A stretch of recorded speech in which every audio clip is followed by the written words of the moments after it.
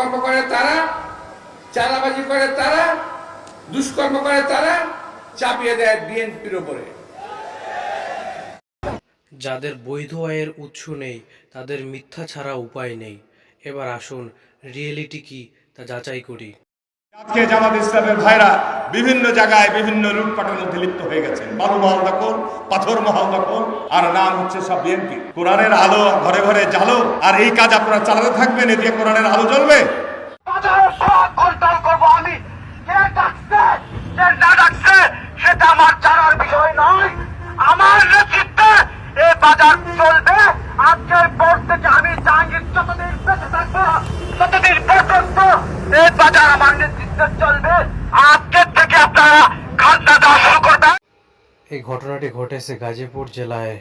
অন্যের পুকুর দখল করে পুকুরে থাকা কয়েক লাখ টাকার মাছ লুট করে নিয়ে গেছেন ইউনিয়ন বিএনপির নেতা নুরুল ইসলাম ও মাহফুজুর রহমান শিমুল। এরপর 15 থেকে 20 জন সন্ত্রাসী নিয়ে সেই পুকুরে নিজেদের নামে সাইনবোর্ড ঝুলিয়ে দেন তারা, এমন অভিযোগ ভুক্তভোগীদের।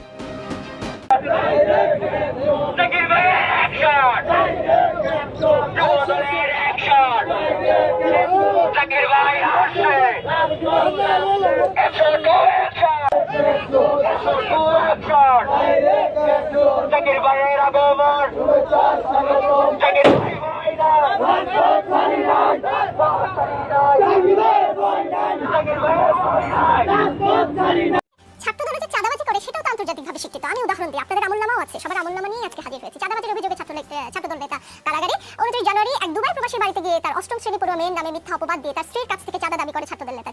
10 জানুয়ারির খবর, ওসি পরিচয় চাঁদাবাজির অভিযোগে ছাত্রদল নেতাকে মারধরের পর পুলিশে সোপর্দ।